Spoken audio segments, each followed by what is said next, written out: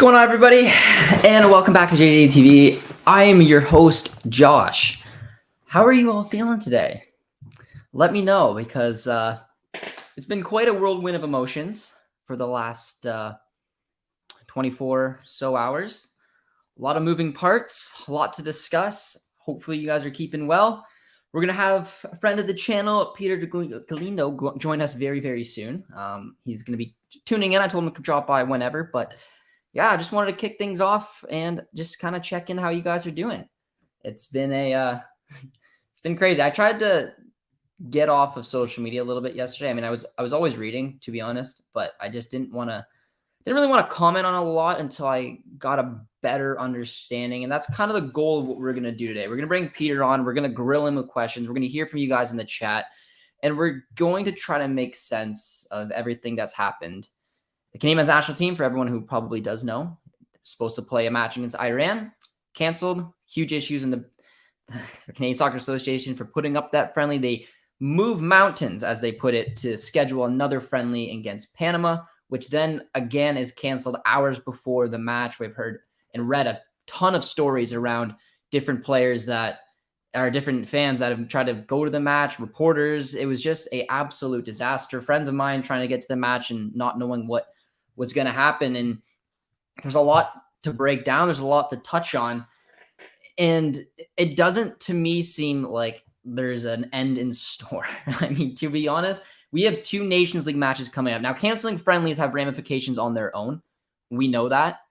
But canceling 2 competitive fixtures that are coming up would be, in my opinion, catastrophic. That is where we get to the worst of the worst. Now, I'm not saying that's going to happen. I'm very, very hopeful that something's going to go down. But when we get Peter on, we're going to go through the different contract negotiations, the different things that we've read, the demands from the men, the women obviously coming in and putting a big twist to this story. And it really, and of course, Nick Bontes, who obviously gave an interview, which, I mean, if you guys want to see that, it's over on One Soccer as well. I recommend you guys checking it out.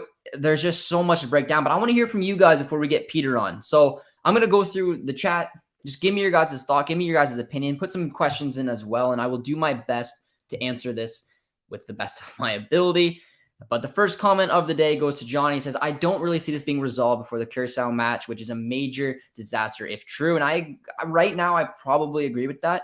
I'd like to think, and I don't know, and I'm going to grill again. We're going to grill Peter here soon, but the type of ramifications that could happen through canceling and forfeiting, it's not even about missing the points, giving up an opportunity to go on and compete for a trophy, which is it's a good deal. I mean, the Canadian men's national team just suck us in over the last year and a bit. I mean, there was so much success around this program, so much to love, and then it all just kind of came crashing down in front of our eyes. And it's been a little difficult to deal with because these issues are not new. Anyone who's got ties to the Canadian Soccer Association and the players and the staff and coaches and this, that, and the other thing will know that this was almost boiling up. And the timing, and I won't get quite into that, isn't much of a surprise. But all in all, it's just been a bit of a disaster, man. It really has. And it says, I feel sorry for fans who spent money traveling to the game, and I do too, man. Haven't felt this bad since the 8-1 loss, and that's a statement right there. Interesting. Both sides are to blame, and we'll get into that a little bit. But we have been friend of the channel. Peter has joined us behind the scenes, so get your guys' thoughts in. We'll try to get to as many questions as we can. But let me just get him in and give a big welcome. Peter, every time I bring you on the channel, my man, it's always really good news, isn't it? Oh, always. Perfect timing. It's always for sporting reasons. It's brilliant. Yes. So how are you doing?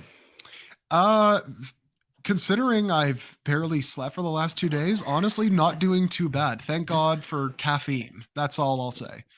That's fair. And nothing else. Just caffeine, guys. Don't worry. Straight coffee. So liquid diet, not the fun kind, but the kind that can get you up. But yeah, I mean, I wanted to bring Peter on today just to try to help bring light to the situation, because there's a lot of moving parts. And while we're talking right now, it can obviously change. But Peter, let's kick things off.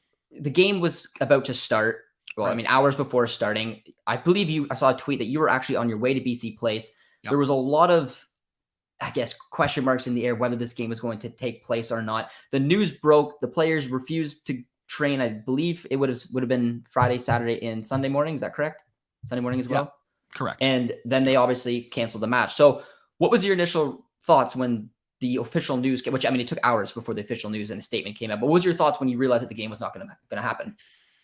Well, I wasn't entirely surprised because even leaving to go to the stadium, I thought to myself, there is still a very real chance that this doesn't end up happening because just all the chatter I've been hearing, the chatter others were putting out there, the fact that even the stadium employees were still wondering like, hey, are we gonna work today? And all this other stuff.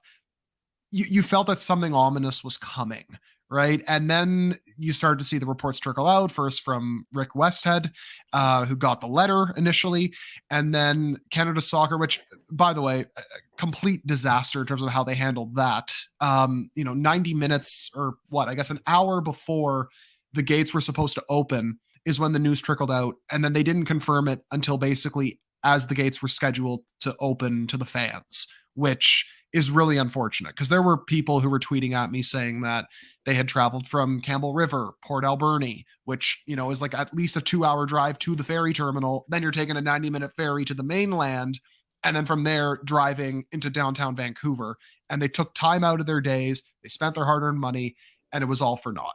And just really unfortunate. And I saw a tweet, and I can't remember the name. I was trying to remember it, but he said that he bought 9 tickets for the Iran match, canceled. And I mean, hopefully they're going to get their money back. They're just not going to come anytime soon. And then they bought 7 more tickets, took time out of his day. He made it to the stadium, and then he had to turn around with absolutely nothing. And I think this comment summed it up pretty nicely. It went from a dream come true to a living nightmare. And I kind of want to get your touch on this, Peter, because I mean, I agree. Like this last 12 months, what it's done for the sport in this country, I can't take that away. It's given me opportunities. Peter's living the dream as well from time to time, but I mean, I had to bring him on here when stuff hits the ceiling. Now, did you see this coming? Now, obviously, the agreement for the Canadian soccer business to buy the 10-year rights had a whole bunch of different circumstances behind it, and the players kind of seemed like they were left out of the negotiations in the first place, and now the ramifications of this deal has very much upset them. Did you see this coming, and do you think the timing is right? Do you think that this could have been handled earlier? Do you think it could have been handled later? What were your thoughts on the timing of this protest? I think it all could have been handled earlier, for sure. It could have. Anytime you start a negotiation at the end of March, and we're now talking the beginning of June, I'm sure you could have, even if it was just over Zoom or something, just gotten 4 or 5 of the senior leadership from the team onto a call with CSA officials and then worked it out or continue to work it out. So the fact it took this long is very unfortunate. As for the timing, part of me is wondering, and this is just the cynic in me, but part of me is wondering if the players saw all the PR backlash that the Federation was receiving for the canceled Iran match, their handling of it, the fact they scheduled it in the first place, the fact that they probably fumbled the bag when it came to getting friendlies arranged with even just a Nigeria or an Ecuador, someone of that level outside of Iran. They probably see that they had to scramble last minute to get this Panama friendly arranged. And they think to themselves, hey, listen, they aren't getting very good PR from the fans. We can do no wrong. At least at that point, we can do no wrong. Maybe we try to prod a little bit here and really put the pressure on them, because if they felt like the Federation wasn't listening, maybe they thought, hey, let's kind of really put the pressure on here and make it known like we mean business and we want to get our stuff heard. And that's really what I think kind of led to this point. I've not been able to hear from the player side at all. And frankly, considering we heard yesterday from Nick Bontis and Earl Cochrane that they don't want to negotiate through the media, and then the players aren't responding to comment from actually several of us, really, kind of goes to show you that the players, at least from my perspective, are trying to get this sorted behind closed doors and not have this trickle out to the media past Rick Westhead, to at least get their message out there and being like, this is what we want. This is what we're trying to push for, and that's it, and nothing beyond that. And I mean, because the player side has been very very quiet. But I mean, Nick Bontis obviously spoke last night, and I found it very interesting. And I want to get your take on this as well, because he said even if they didn't have to worry about all the other things that Canada Soccer has to worry about, the U15, 17, the beach, the pair, like all of that stuff, they still couldn't come up and figure out a way to pay the players for the demands that they put on the table. Out of the list, and I'm not sure if you have it in front of you, I just tried to find it on Twitter and I couldn't find it. But out of the list that the Canadian players put up, which ones do you think are manageable, or which ones do you would say put big red flags in front of you that you're like, okay, that's because like he said, he was like, he thinks from their perspective, and again, we're trying to be very neutral here, that Nick Bontis believes that this is a fair offer for the players, and they obviously think otherwise, because there is a big difference. And we won't even touch on the women's side yet, because that was a twist that came in late. But just from the demands that you saw from the players, anything stick out to you?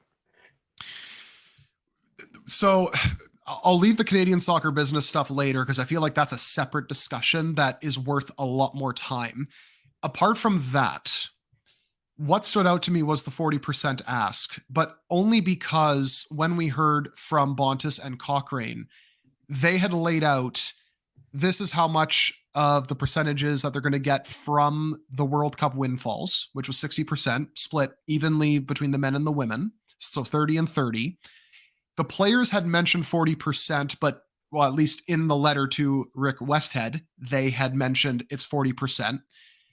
And my thought was, is that a net figure or a gross figure? And is that just 40% for the men, or is that 20 and 20 equally for the men and the women, 40% total? So that was what kind of stood out to me, especially after the press conference, because, you know, say what you want. A lot of times in negotiations, especially when they're made public like this, you're going to fudge the numbers in your favor to make it seem better in your favor. But at least Canada Soccer's on the record of saying, this is what our offer is. And the player side of it, there's still a little uncertainty. I can confirm though that the 40% figure is a net figure. So they want 40% after taxes from that World Cup windfall. That's what they're looking for. As to what the split is, I'm trying to reach out to players, but again, they're not responding, and I'm trying to figure out what that is. But that was the first thing that stood out to me. Plus the fact that they are looking for, you know, greater transparency in terms of the broadcast rights deal for future deals, because after this World Cup is over, guess what? They're going to want a deal, a rework deal at least, to get more money from future games. And a big part of getting that money is through broadcast rights. And if there's no real transparency for those broadcast rights, then it makes it hard to negotiate. Yeah, and I agree with what you're saying. It just, then there was that little wild card that came in towards the end, and I'm going to try to lay it out for everyone out here. And Peter, if I'm doing it correctly, I mean, let me know if you think that I tampered with it a little bit. But when the women's statement came out and said that they're not looking for a percentage split, they're looking for equal pay. So, for example, if FIFA paid the men's side, say 100 million, and the women's side 10 million, the women will get 40% of that 10 million. The men will get 100% or 40% of that 100 million. But the women are saying that they don't want that split. They would prefer, obviously, equal pay. So that obviously puts a huge wrench into an already very difficult situation. What was your big takeaway from that statement? Yeah, that I think was overlooked quite a bit, just because, you know, people see something that's a little shady and they're like, oh, let's focus on that. But the equality, especially after what happened with US soccer, plus a couple of nations currently in Europe, that is a hot button topic now. And the fact that, you know, they're kind of painting it, both sides are trying to paint it as like, this is what equal pay is, makes it intriguing to me, because the women released that statement yesterday. Basically, I don't want to come out and say like they were ripping the men's team apart, but they had some things to say that, you know, and disputed some things that the men had put out there, and fair enough. And I can also say that both the men's and women's teams did speak yesterday about this, just to kind of realize like, hey, what's the plan here? You know, why did you say this? Or like, what does this mean? X, Y, Z, right? That is the interesting part here, because there are labor laws in Canada now where men and women do have to be paid equally. So this is something that they're going to have to work out here and figure out, hey, how can we, if we're going to collectively bargain this, how is the money going to be split? And that is going to be the crutch of this issue right now. And I think that's what both the men's and women's teams are currently discussing as the CSA officials are in town. Now, do you think, and because this is a hot button issue from the U.S. perspective for a long, long time, obviously the women had so much success over there. They recently had an agreement that came in and that they were very, very proud about. Megan Rapinoe was a huge part of that. How much do you think that had on the women trying to go for this equal pay situation? I'm sure it helps. I mean, when one of the, you could argue, the most elite women's national team in the world comes out and finally gets this over the line, then you think to yourself, and especially when other European nations are now pushing for the same thing, I believe a Scandinavian country, can't remember off the top of my head, could be Denmark, could be Norway. They are also pushing for this, and I believe it's either done or very close to being done. Then you, as the women's national team in a country that does have equality in terms of equal pay, you're going to look at yourself and say, all right, we got to get this done. If the U.S. women, after all this publicity, after all this work that they have put in, finally got it done, we got to do the same thing and jump on this early, especially with the men kind of riding this this wave of momentum and are going to try to use this. Let's try to work something out. And so I definitely think that would have had a massive influence. Yeah, I mean, I'm going to backtrack here a little bit because I'm just seeing a lot of questions in the chat around this. Now, we canceled 2 friendlies. I'm just curious to see what type of backlash do you think we could receive in canceling those 2 friendlies? And after we answer that, what do you think would happen if we, unfortunately, I mean, well, actually, we'll get you to answer that question first. What type of backlash do you think is going to happen between the canceled friendly with Iran and now doing it twice in one window, the backlash of canceling the Panama match? So as far as I know, Canada Soccer and those 2 federations, it's just between them in terms of working out damages, reparations, what have you. And curiously, actually, right as we were walking into the room to do the press conference, Panama's players were actually training at BC Place. And as we were walking out, one of the players was on the phone with, I believe, his wife, it sounded like, and was kind of explaining the situation like, oh yeah, we're not actually going to play. There was an issue with Canada. We can't do this. So it would have been interesting to ask him his thoughts, actually, if he wasn't on the phone. But they're going to get compensated, Panama, of course. Iran, as we know, is seeking $10 million in damages. But in terms of whether FIFA is going to get involved, whether CONCACAF is going to get involved, no. But as Bontis did point out in the press conference yesterday, if this trickles into the Nations League against Curacao and, God forbid, Honduras, then you're going to start dealing with reparations and or ramifications from FIFA's point of view, from CONCACAF's point of view, because it is a CONCACAF sanctioned tournament under FIFA's umbrella as well. That's when you're going to start to see involvement from those 2 outside of potentially 2026 stuff with the announcements coming in a couple of weeks. And that's, for me, that's what I'm a little scared about, because I mean, I feel canceling a friendly, I mean, it completely it's unacceptable to do it. I mean, there's obviously certain circumstances that happen. It's politicals aside, it sucked for Iran, it sucked for Canada. Same goes for the Panama match. Putting the money up, trying to get the players there, doing it last minute, almost doing it like a favor to Canada. But when it comes to a competitive match, worst comes to worst, and this deal can't get done, the players don't play against Curacao and Honduras. I don't know if in my lifetime, I'm not sure if I've seen something quite like that, and what could potentially happen leading up to us trying, obviously, to host the 2026 World Cup. We're going to this World Cup right now. If you were just to let us know the worst case scenario you think that could happen, say we do end up forfeiting both matches. Now, let's pray that we don't, because that would be disaster. But let's just say that it comes to that. The players are not close. They forfeit both. What do you think the worst situation could be as a follow-up to that? Fines from FIFA, sanctions from FIFA or CONCACAF, whatever that happens to be. Getting games taken away for 2026, because that could also be in play too. And also just the PR damage it would do. Like, I mean, this pay dispute made news overseas. And people are all over this right now. And it just seems like the more time goes by, basically since the middle of May, just the worse this is getting for Canada Soccer. They could do no wrong, at least from the team's perspective, as recently as a month ago. Now, all of a sudden, we're thinking about like, oh my God, all this money that was going to help the federation, all this momentum that the team had riding into the World Cup. Maybe they can parlay this into something even better going into 2026. That could be gone. So, on top of the financial ramifications, on top of just 2026 stuff, you've also got just what this is going to do for the perception of the sport in this country. And look, a lot of people watching and or listening to this right now, and Josh, you too, obviously, we're all very much in tune with how Canada Soccer's operated for the last X amount of years, right? The whole reason, and I'm guilty of this too, guys, by the way, the whole reason this CSB deal was not criticized was Canada Soccer needed the money. They were getting guaranteed money heading into 2026. Broadcasters, including my employer, did not want to step up and pay for those rights. And they had to take the deal, which was orchestrated by Victor Montaliani when he was at Canada Soccer.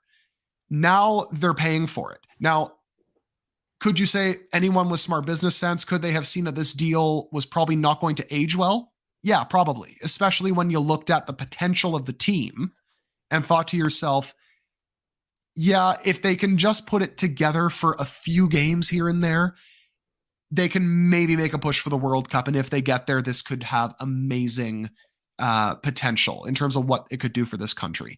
But again, hindsight is 2020, but you can certainly make the argument for both sides. This is why it's such a mess. This is why the whole thing is so convoluted. Yeah, I mean, it's difficult because as you know, following this sport growing up, it almost seemed like this would never even been a reality. The fact that they qualify for the World Cup, that the program is booming, the opportunity was there, the investment was there, they took the deal. Maybe there wasn't transparency with the players, which I think is a bit of an issue behind the scenes, and that's why this is coming on. But I'm just very surprised of how quiet the players have been. They've been that's what makes you think like it's crazy when you watch our national team over the last year and seeing the smiles, seeing the love, seeing the fans get brought in. And I'm just curious how long this was boiling over and how long that this was being prepared, because it seems like everyone is in line. We haven't heard a peep from the players right now.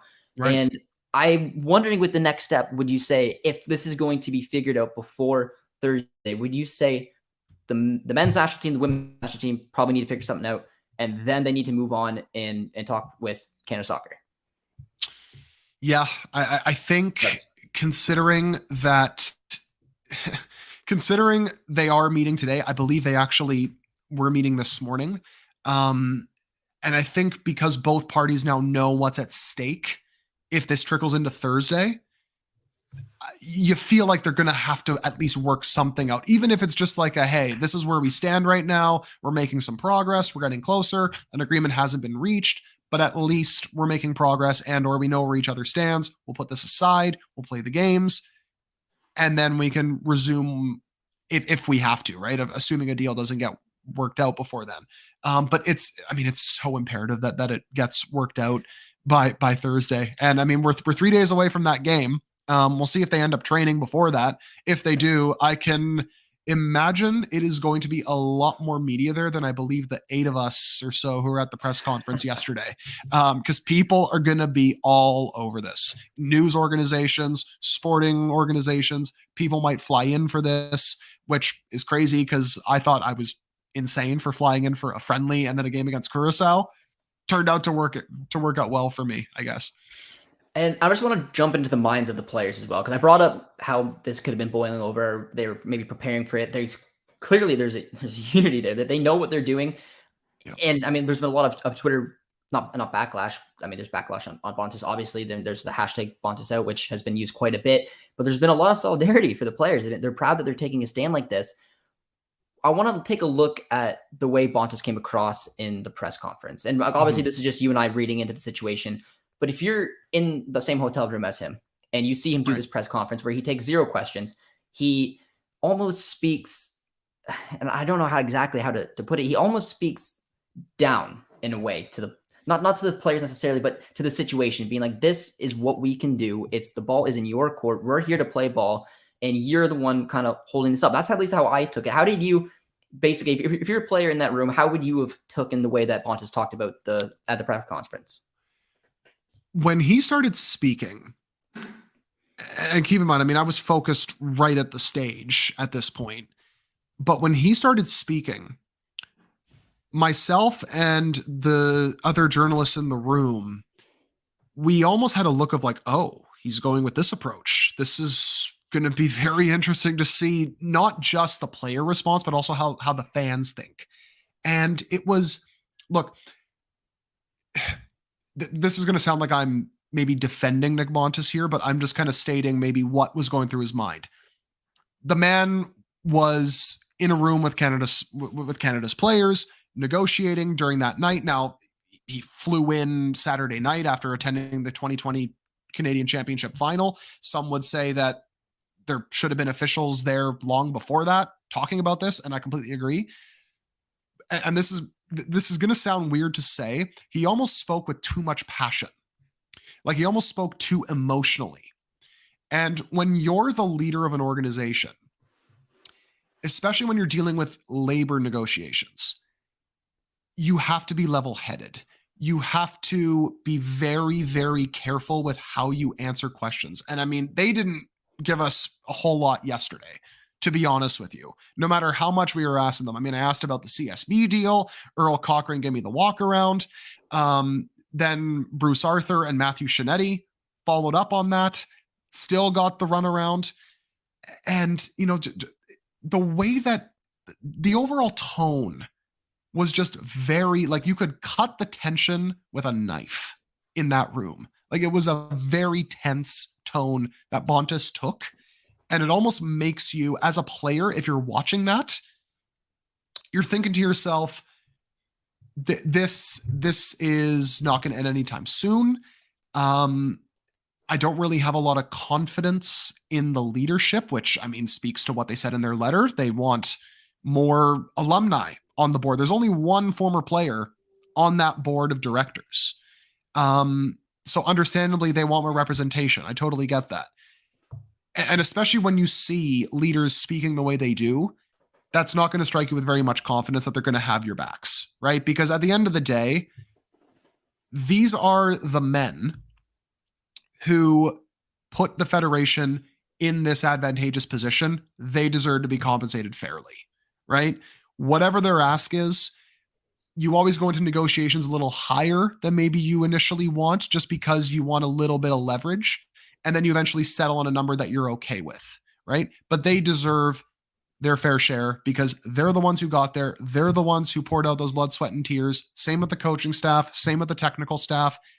They deserve to be compensated fairly. And frankly, the tone that Pontus took, it would scream to me of this is not a leadership that I'm maybe fully confident in. And I mean, yeah, if you look on Twitter, I mean, most from what I saw, we're going with the players. And why wouldn't you? They're the ones who got this relevant. They're the ones who went on this incredible push where even myself, I mean, I was a believer. I know how good some of these players can be, but did I really think that we were going to go on this insanely long CONCACAF World Cup qualifying cycle to top the Ocho, to go and pull off what these players did? They do deserve a little bit of everything because it's spectacular, but it just sees what happens with all the decisions in the past before this program got to the way it was. It made it very, very difficult for them to really have clarity on what the situation was until came to the moment now where they're realizing, hey, this is an opportunity for me, for my brand, for that next move. They want to see what's behind closed doors, and they're not really getting that transparency, which I think is really telling for the nearby future. But I don't know. And then on top of that, and this is just a quick question I saw, and I found it very interesting too, because there's been a lot of memes going around of Luca Koleosho going in there and it's that one meme. Can't remember who it is. It's one of those, I think it's Community. He walks in and everything's lit up on fire. Yeah, right. Yeah. Shows up with the pizzas, and then he walks in. He's like, what? What's going on? Yeah.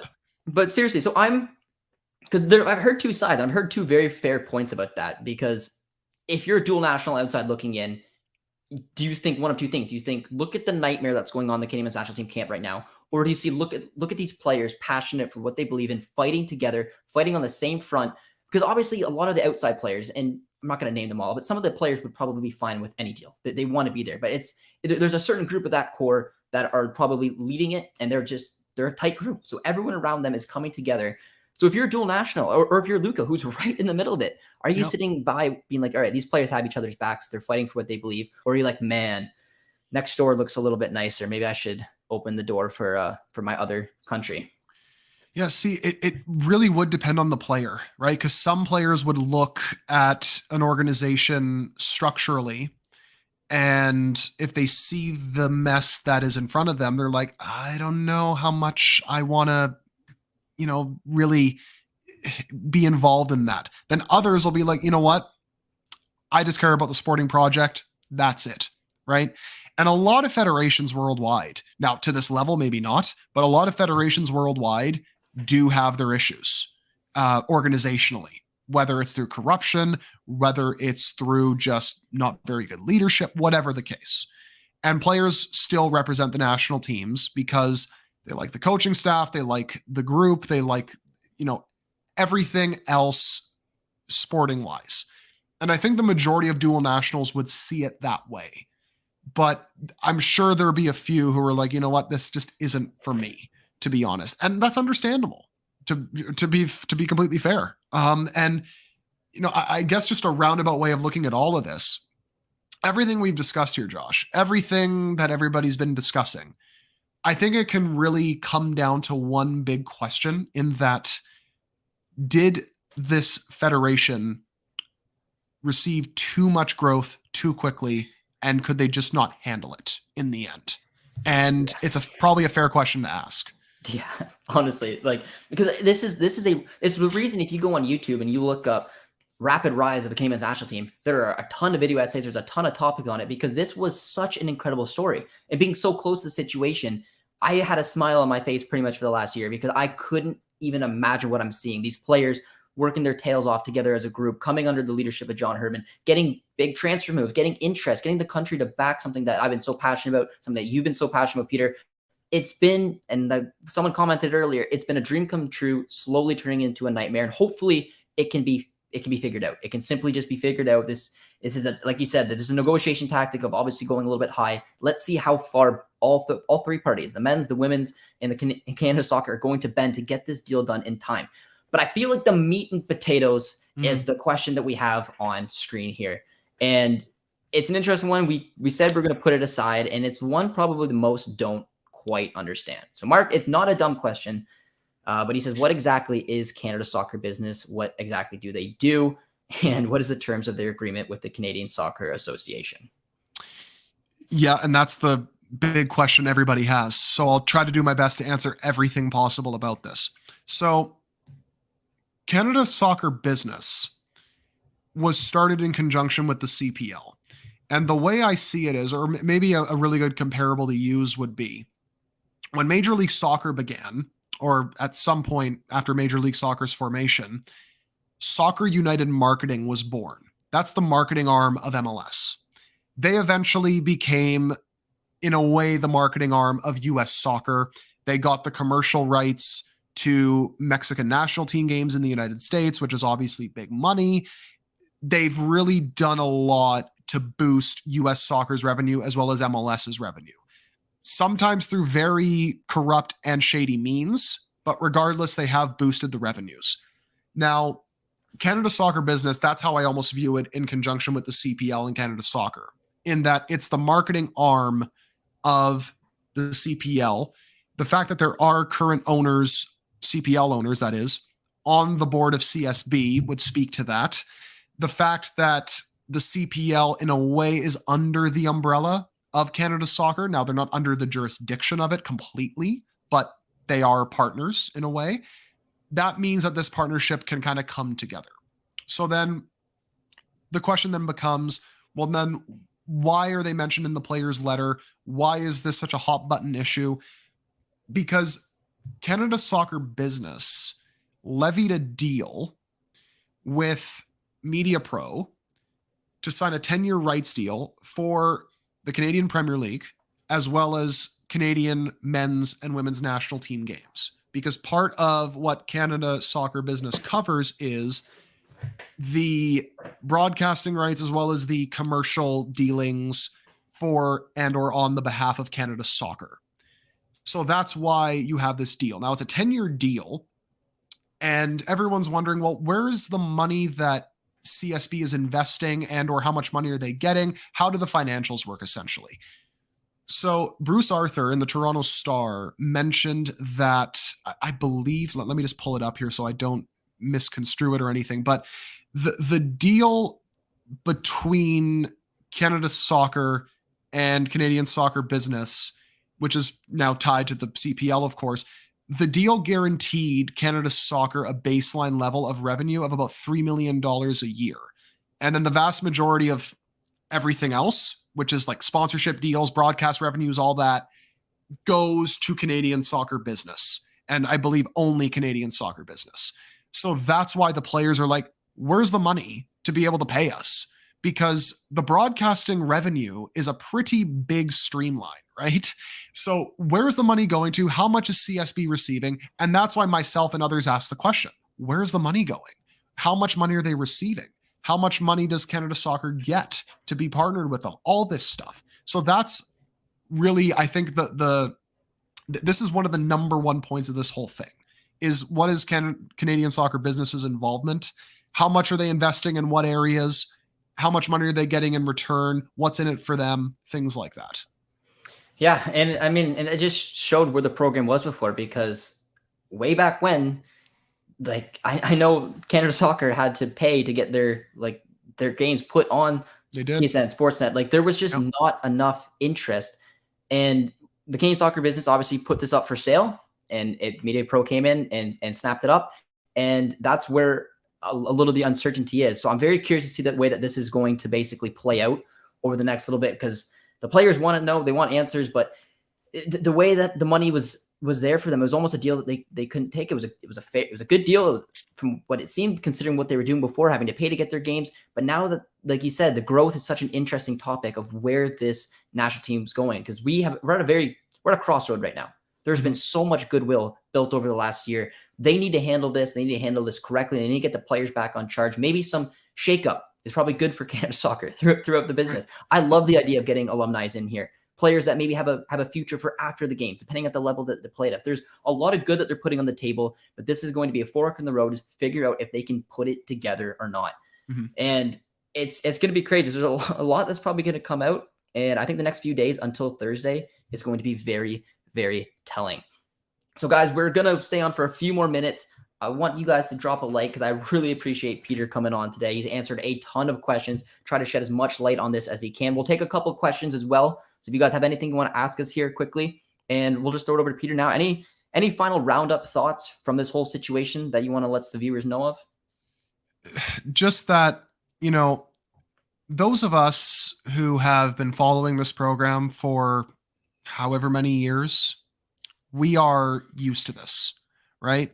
And it became a case of, look, no one cares enough that this is even going to become a hot button topic, that you almost have to accept it and just like, you know what, Canada Soccer is what it is. It's acting pretty small time, but they're not qualifying for men's World Cups. They do get into the Women's World Cup, of course. But like generally speaking, they're not hitting their potential. There's not enough attention on this. No one really cares. But those of us who have followed it for a long time know that this is pretty much the norm. It's just the wider public is now getting familiar with this. And look, maybe in a way, this is the straw that broke the camel's back in a lot of ways. Maybe this needed to happen to really start to invoke change into this whole thing.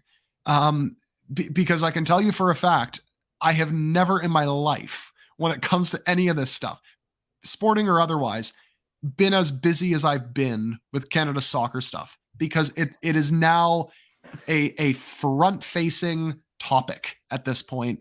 And you wish it was for sporting reasons. You wish it was World Cup time and like that was the talk of the country, but that's not the case. And it's very, very unfortunate.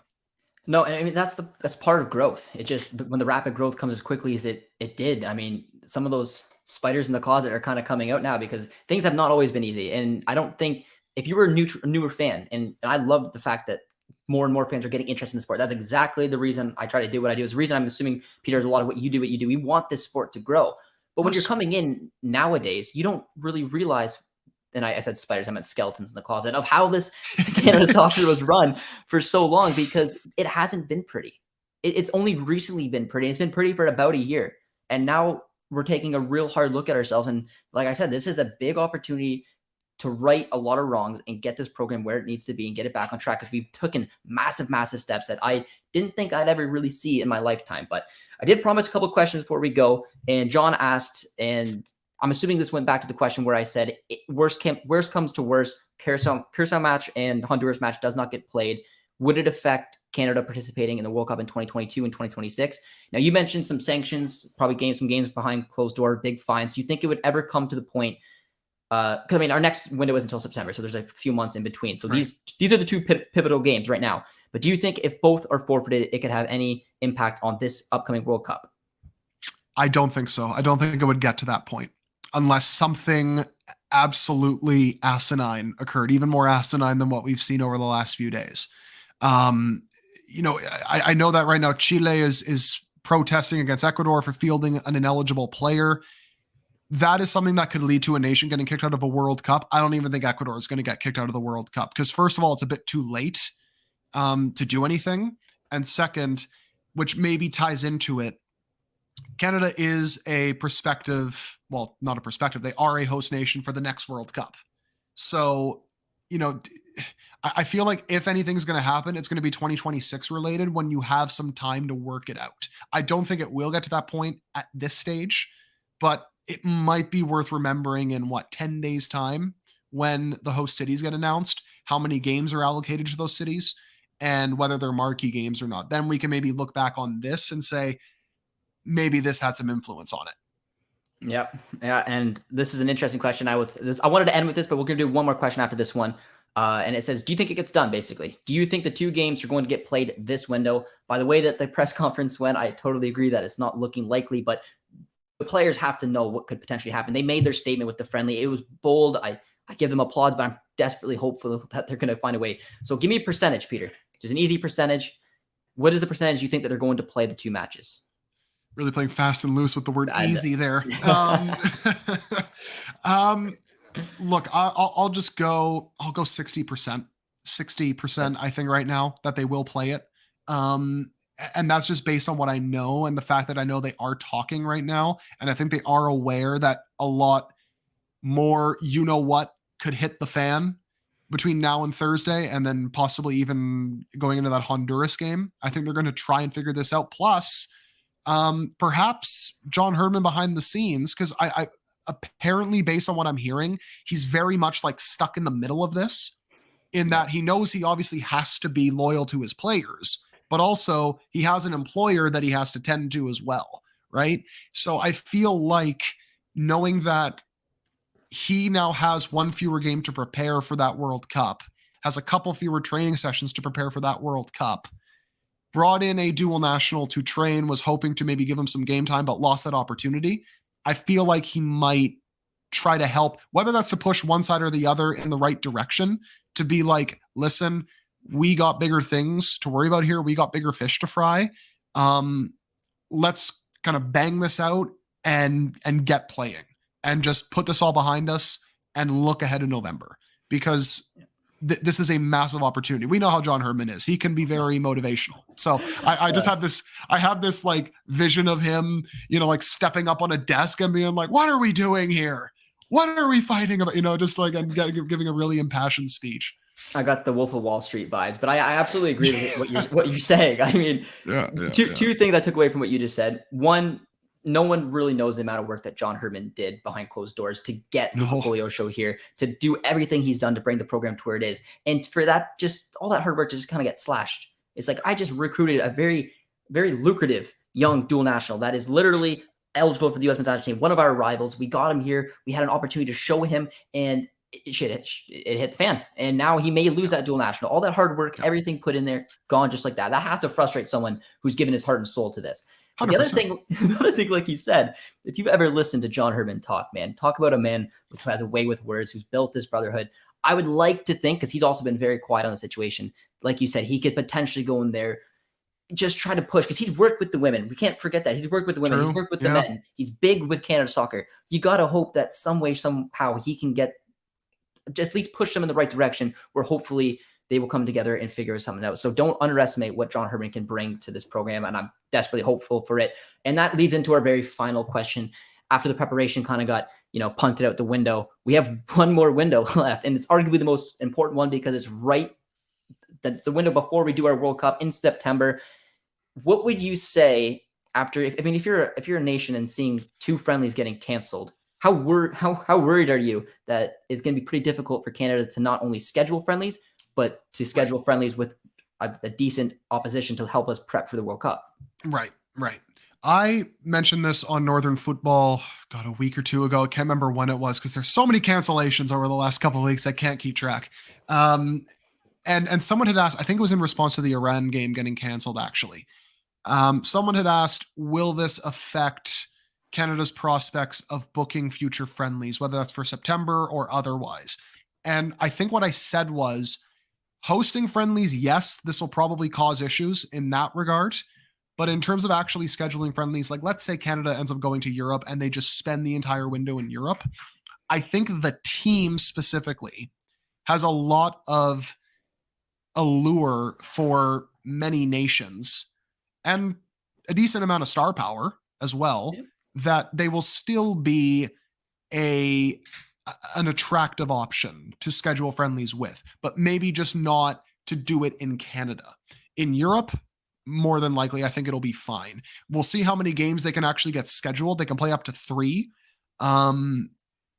If I had to guess, just based on the track record we've seen, they maybe get 1 or 2. I would imagine 2 is probably where they'll end up getting. If they can get 3, then you know what? Kudos to you guys. You exceeded my expectations. But I don't think it'll be affected too much. I just think the one difference we might see is there was a chance they were going to host a friendly at some point in September from the looks of it. I wonder if that now gets scrapped and they just say it's becoming a bit too complicated for all these reasons. Let's just go to Europe and do it all there. And I would be A-okay with that because I absolutely agree. I mean, if hosting, and I don't know what type of opposition you're going to get after having 2, because there was a graphic I saw in terms of maybe not being ready for this step. Peter, I'm not sure if you saw it as well, but it showed Mexico, it showed the US, and it showed Canada and their scheduled friendlies. Mexico had 5 for this window, completed them all, or are going to complete them all. US had 4, and both of them had very good oppositions. Canada technically had 3, but they included 4 in the graphic, and 2 of them were canceled. So, I mean, it was just a disaster. So I'm assuming if you can figure out a way to go to Europe and get 2 or 3 games done, that is sensational to me because we are, guess what, playing 2 very talented European nations in Croatia and Belgium. And if you look at it, and I'm just spitballing up here, this doesn't mean anything, but if I was looking at a couple nations, I would look at Poland because they're with Mexico. I would look at Wales now, who just qualified because they're with the US. And then, I don't know, toss in like a Sweden or even Norway, maybe a nation that's not going to the World Cup. They'd be fine. They're good opposition. That's what would desperately be hopeful for. I'm skeptical, like you, that we even get 1 or 2 done, but we'll have to wait and see. It's been a nightmare. But all right, guys, that brings us to the end of this stream. If you could be so kind, guys, drop a like. Peter was an absolute beauty. Come on once again. Really appreciate him. We hopefully, if you guys are watching it now or watching it back, we'll be able to shed light on what's going on. A lot of nervy times coming up. There's going to be a lot to keep an eye on until Thursday happens.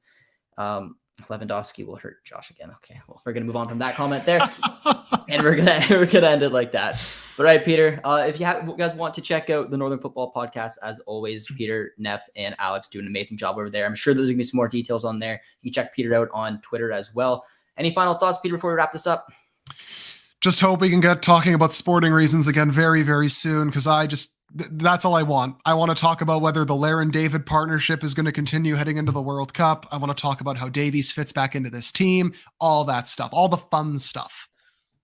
Yeah, I mean, you nailed it. I mean, but all right, until those days come, Peter and I will hopefully do our best to keep you guys up to date. But until then, thank you guys so much for watching. Be sure to drop a like, drop a sub as always, and we'll see you guys next time. Cheers, friends.